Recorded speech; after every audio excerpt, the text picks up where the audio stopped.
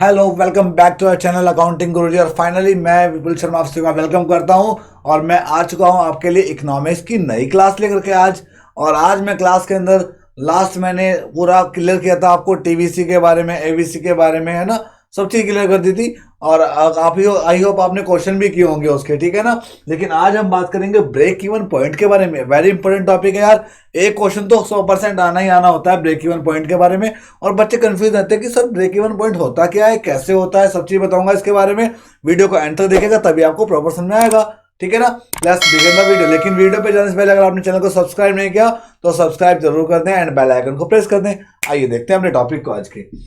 Cost concept of break even point. Concept of break even point, क्या बात है यार। Concept of break even point क्या कहता है? ब्रेक इवन पॉइंट का कंसेप्ट कहता है कि भाई ब्रेक इवन पॉइंट होता क्या है। ये ब्रेक इवन पॉइंट होता क्या है। आइए बात करते हैं ब्रेक इवन पॉइंट की। टोटल रिवेन्यू को जानते हैं हम। देखिए आइए थोड़ा सा पढ़ते हैं, थोड़ा सा पढ़ता हूँ फिर बताता हूँ।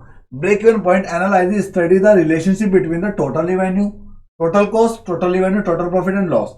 यानी कि जहां हमारा टोटल रिवेन्यू और हमारी टोटल कॉस्ट, जहां भी हमारी टोटल कॉस्ट टोटल रिवेन्यू के इक्वल होगी वहीं हमारा ब्रेक इवन पॉइंट बनेगा।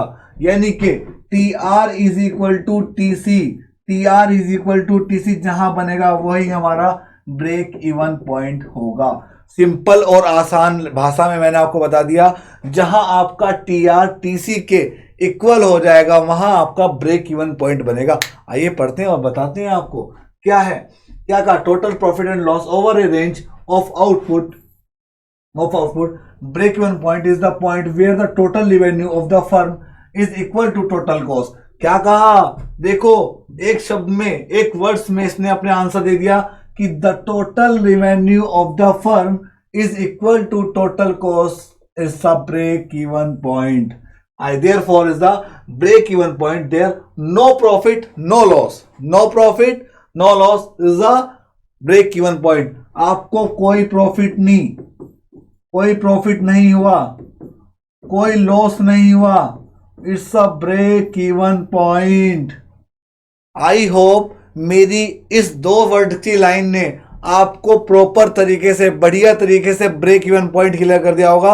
आज के बाद ब्रेक इवन पॉइंट से आप कंफ्यूज नहीं होने वाले। क्यों?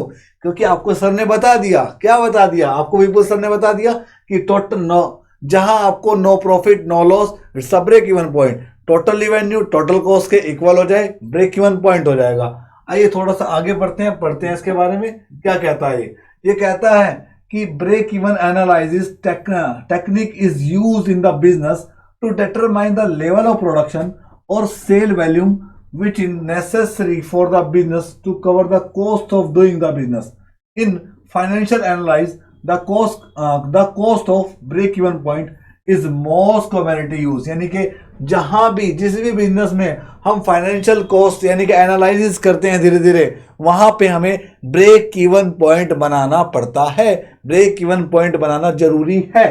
आगे बढ़ते हैं। The concept of break even point can be explain with the help of following table 8.1। आइए देखते हैं क्या टेबल दिया इस लड़के ने।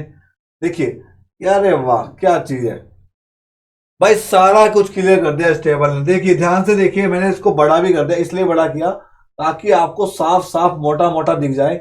देखिए क्या कहता है, आउटपुट अगर हमारा जीरो हो तो भाई टी आर हमारा जीरो है, टोटल कॉस्ट हमारी 1200 है और हमारा लॉस हो गया हमारा 1200 रुपए का। अरे भाई जब हमारा रिवेन्यू नहीं हुआ, कुछ कॉस्ट लगी हुई है 1200 रुपए की, तो 1200 का लॉस ही हुआ जब हमने कुछ कमाया ही नहीं। लेकिन जब हमारा आउटपुट 1 था तो हमारी टी आर थी, हमारी टोटल रिवेन्यू था हमारा 1000 का और टोटल कॉस्ट लगी थी 1500 रुपए, तब भी हमें 500 का लॉस हो गया यार, है ना। क्यों क्यों हुआ लॉस? क्योंकि TC minus T R, total cost. हाँ, वैसे तो हमारा जो प्रॉफिट निकलता है वो टी आर माइनस टीसी निकलता है। अगर टी आर में से, अगर टी आर में से टीसी हटाएंगे तो आपको प्रॉफिट होता है। अरे तो खुद ही बात है यार, रिवेन्यू में से अपनी कॉस्ट हटाएंगे वही तो प्रॉफिट होता है ना। भाई जितना हमने कमाया है उसमें से अपने माल की लागत निकाल देंगे तो प्रॉफिट हो जाएगा। तो वही चीज कि भाई यहाँ पे क्या हुआ, हमने 1 यूनिट थी, टोटल रिवेन्यू तो 1000 रुपए, कॉस्ट लगी थी हमारी 1500, तो लॉस तो हो गया 1500 का। दो यूनिट जब बनी, दो आउटपुट जब हुआ हमारा, तो 1400 हमारा टोटल रेवेन्यू था, 1800 हमारी कॉस्ट थी, तब भी हमें 400 का लॉस हो गया। उसके बाद जब हमने तीन आउटपुट हुआ, 3 आउटपुट पे 2000 का हमारा टीआर था और 2000 का हमारा क्या था, टीसी। तो क्या हो गया 2000 यानी कि TR is equal to TC, यहाँ ना profit no profit no loss, no profit no loss, it's a break even point, it's a break even point. जब 4 यूनिट थी हमारी, 4 आउटपुट था, तो 2600 हमारा टीआर था, 2200 का हमारा टीसी और 400 का हमारा प्रॉफिट। जब हमारे 5 यूनिट थी तो 3500 का हमारा टोटल रेवेन्यू, 3000 का हमारा टीसी, 500 का हमारा प्रॉफिट। तो ब्रेक इवन पॉइंट हमारा कहाँ बना बच्चों, ब्रेक इवन पॉइंट बना हमारा 3 आउटपुट पे। कहाँ बना, 3 आउटपुट पे, क्योंकि ना हमें no profit no loss, total revenue is equal to total cost. आगे दिखाता हूँ, पढ़ते हैं इसके बारे में, देखिए क्या कहा इसने इस टेबल के बारे में। About this table break even point level of output is 3 unit because the firm is TR और TC are equal at 3 unit, यानी कि टीआर इक्वल हो गया टीसी के, कब इक्वल हुआ, 3 यूनिट्स पे, कब इक्वल हुआ, 3 यूनिट पे, यानी कि 3 आउटपुट पे। There is no profit no loss. I hope सभी को क्लियर हो गया होगा। इसका छोटा सा इसने डायग्राम भी बना के दिया, कह रहा है एक्सप्लेन कर दिया मैंने डायग्राम में भैया, बस आप समझ लो। आइए समझते हैं इसकी भाषा में। भाई ये तो हो गया आपकी एक्स लाइन, ये आपकी वाई, तो नीचे हमारा आउटपुट आ गया, ऊपर आ गया हमारा रिवेन्यू और कॉस्ट, है ना, रिवेन्यू और कॉस्ट डाल दी हमने। तो भाई हमारा हमने देखा यहाँ पे हमारी जो कॉस्ट थी, देखिए ये बनी हमारी, ये यहां से लेके आर पे गया, TR and TC increase at a constant rate with the increase in the level of output, therefore TR is equal to TC। Curve straight line, यानी कि TR और TC क्या है, कर्व स्ट्रेट लाइन में। For initial level output total cost is greater than total revenue, therefore the firm is making loss at output OQ, firm stop making loss, TR is equal to TC, therefore is no profit no loss। Thus OQ is the break even point, output is B1 is the break even point after OQ, OQ level of output total revenue is greater than total cost, thus the firm is making profit। ठीक है ना, तो ये सब चीज दर्शा रहा है, सब चीज बता रहा है, ठीक है ना। मैंने इसलिए खोल दिया है क्योंकि हमें नीचे पढ़ना भी है थोड़ा सा, है ना। ये देखो अब क्या कह रहा है, देखो इसमें भाई टीआर और टीसी क्या है हमारा, कांस्टेंट रेट, है ना, लगातार इंक्रीज हो रहा है। ये देखो, ये जा रहा हमारा टीआर, ये जाएगा हमारा टीआर, और ये गया हमारा टीसी, देखो लगातार इंक्रीजमेंट है ना, है ना। और आगे भाई आगे क्या बताया उसने, टीएफसी यानी कि फिक्स कॉस्ट, तो मैंने आपको कल भी बताई थी ना आपको, ये हमारी फिक्स रहती है भाई, 50-50-50-50 फिक्स रही, है ना। तो ये वो हो गई हमारी, ठीक है। उसके बाद ये हमारा बना आपका OQ, OQ क्या कहा उसने, ये रहा, O से लेके Q, ये रहा OQ आउटपुट है, firm making loss, TR is equal to TC, thus no profit no loss OQ, ठीक है ना।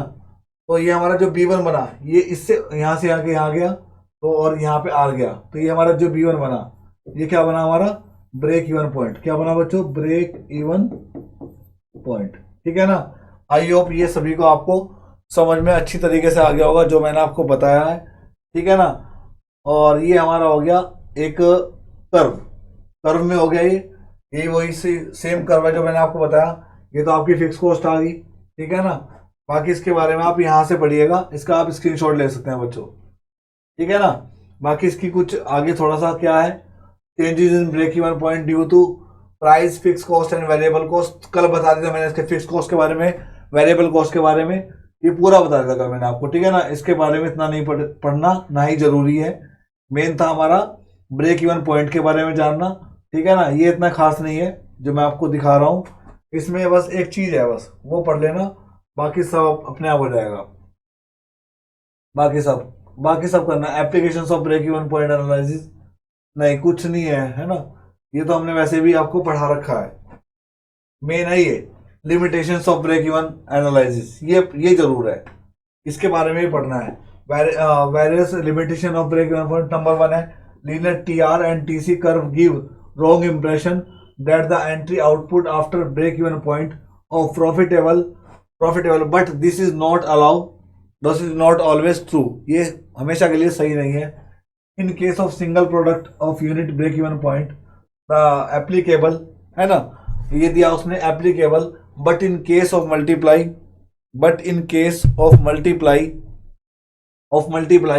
or joint product is it is difficult to apply break even point, है ना. क्या कहा?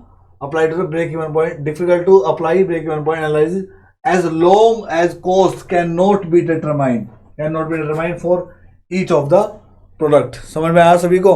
आई होप बिल्कुल अच्छी तरीके से जो भी चीज मैंने आपको बताई वो अच्छी तरीके से क्लियर होगी होंगी आपको. उसके बाद तीसरा लिमिटेशन क्या कहता है? The data required. इसका आप स्क्रीनशॉट भी ले सकते हैं. जितने बच्चे हैं सभी इसका स्क्रीनशॉट भी ले सकते हैं, ठीक है ना. इसका आप लोग स्क्रीनशॉट भी ले सकते हैं. और ये क्या कहा? The data required for break even point analysis including cost, price etcetera is generally historical. क्या है? हिस्टोरिकल. बताया था मैंने इसके बारे में, कॉस्ट कंसेप्ट के बारे में बताया था. और if historical data is not proper for estimating future cost and price. क्या बात है? Break even analysis can not be usefully applied. यानी कि क्या है? यूजफुली अप्लाइड नहीं कर सकता. इसका भी आप स्क्रीनशॉट ले सकते हैं. और यही आज की क्लास थी ब्रेक इवन पॉइंट के बारे में, जो मैंने आपको अच्छी तरीके से बताया. इसको आप प्रॉपर ध्यान रखिएगा जो मैं आपको बता रहा हूं, ठीक है ना. बस ब्रेक इवन पॉइंट कंप्लीट हो गया. नेक्स्ट चैप्टर हमारा परफेक्ट कंपटीशन के बारे में पढ़ाऊंगा मैं आपको. और सभी लोग वीडियो में लगातार बने रहो, जितना ज़्यादा हो सके शेयर करो अपने फ्रेंड्स को, उनको भी ज़रूरत है इसकी, ठीक है ना. और चैनल को सब्सक्राइब जरूर कर दो जो लोग नए आ रहे हैं. और मिलते हैं नेक्स्ट वीडियो में. अभी के लिए इतना ही. Thank you so much. Like share comment जरूर करिएगा. मिलते हैं नेक्स्ट वीडियो में नेक्स्ट टॉपिक के साथ. Bye bye all of you and take care.